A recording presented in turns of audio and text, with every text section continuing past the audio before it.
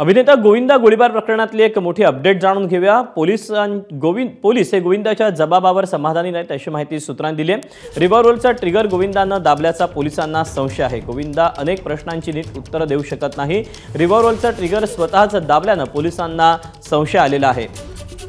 त्यामुळे आता डिस्चार्ज झाल्यानंतर पोलीस पुन्हा एकदा त्याचा जबाब नोंदवू शकतात। दरम्यान अभिनेता गोविंदाला आयसीयू मधून जनरल वॉर्डमध्ये शिफ्ट करण्यात आले। गोविंदावर काल पहाटे 5 वाजल्यापासून अंधेरीतल्या क्रिटिकेअर रुग्णालयात उपचार सुरू आहेत। दरम्यान क्रिटिकेअर रुग्णालयातून या सगळ्याबाबतचे अपडेट मिळतात। तेव्हा अंधेरीतल्या क्रिटिकेअर रुग्णालयामध्ये सध्या गोविंदावर उपचार सुरू आहेत। या सगळ्या प्रकरणी रिव्हॉल्वरचा ट्रिगर गोविंदानं दाबल्यानं पोलिसांना आता संशय येतो आहे। गोविंदाकडून सगळ्या प्रश्नांची जी उत्तरं आहेत ती नीट मिळत नाहीत। त्यामुळे आता गोविंदाला डिस्चार्ज मिळाल्यानंतर पोलीस पुन्हा एकदा गोविंदाचा जो जबाब आहे तो नोंदवू शकतात अशी माहिती आता सूत्रांनी दिलेली आहे। अभिनेता गोविंदाला आयसीयू मधून नॉर्मल वॉर्डमध्ये शिफ्ट करण्यात आला आहे। आपण आहोत सध्या क्रिटिकेअर हॉस्पिटल बाहेर।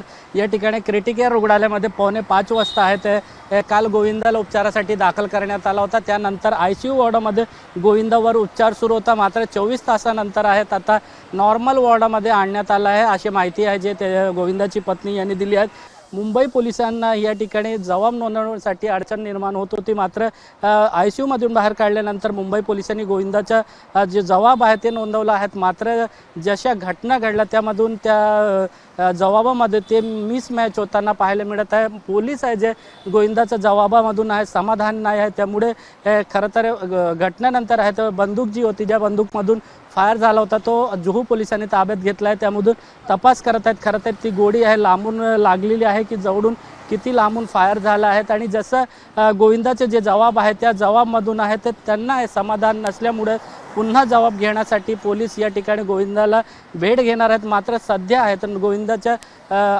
या ठिकाणी नॉर्मल वॉर्डामध्ये क्रिटिकेअर रुग्णालयामध्ये उपचार सुरू आहेत आणि लवकरच डॉक्टर जे आहेत ते डिस्चार्ज देतील आणि घरी गोविंदा हॉस्पिटलमध्ये आहे तर रुग्णालयामधून जाणार आहेत।